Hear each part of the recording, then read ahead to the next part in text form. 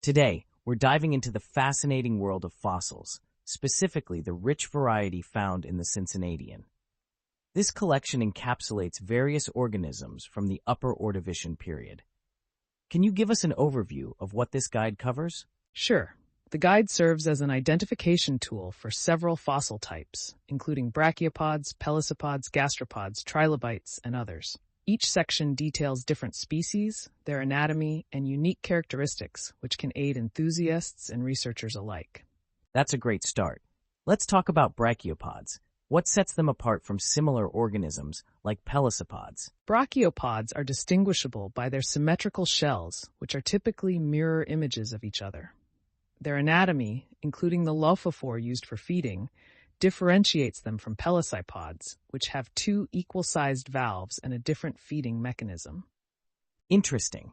Are there specific types of brachiopods in the Cincinnatian that stand out? Absolutely. For instance, Cincinnatian shows a unique biconvex shape and fine striations. It's often confused with Cincinnatian multisecta, but the thickness and outline help differentiate them. And what about their environment? How do these fossils reflect the ancient ecosystems they came from? These fossils point to a marine environment rich in biodiversity. The presence of brachiopods, along with other organisms like trilobites and crinoids, indicates a thriving oceanic habitat with various feeding strategies and ecological roles. Speaking of trilobites, they're quite a key feature in paleontology. What can you tell us about the trilobites of this period? Trilobites were bottom-dwelling arthropods that molted as they grew. Many species, like Isotellus maximus, are found in the region, often preserved as whole specimens or their fragments. They adapted to various ecological niches within the marine environment. I noticed that some of the trilobites have unique anatomical features. Can you elaborate on that? Certainly. For example, Flexicalime miki is recognized by its subtriangular glabella and its segment structure, with a thorax made of 13 segments. Such features provide insights into their ecological adaptations. That's fascinating. Now let's pivot to crinoids. How are these organisms structured, and what can we learn from their fossils? Crinoids are echinoderms with a distinct stalk and crown structure. Their fossils provide vital clues about the marine habitats they thrived in, often indicating stable substrates in shallow seas. The preservation of stalks without crowns is also significant. I imagine their morphology can tell us a lot about their lifestyle.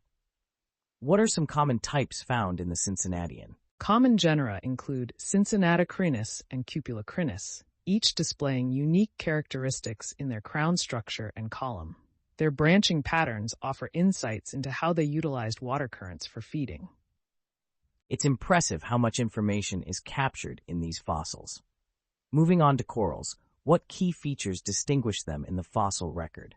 Cincinnati coral fossils often exhibit a robust skeleton, which helps in their preservation.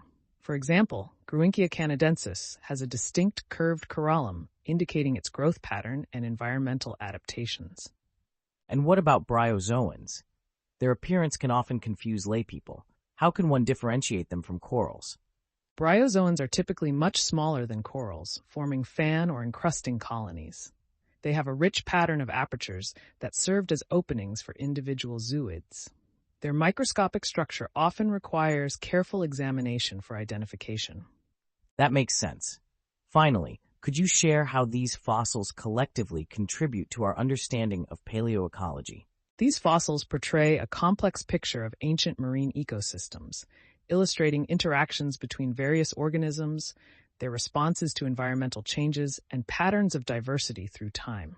By studying them, we piece together the history of life on Earth. Thank you for sharing such rich insights. The diversity and complexity of these organisms really bring the past to life.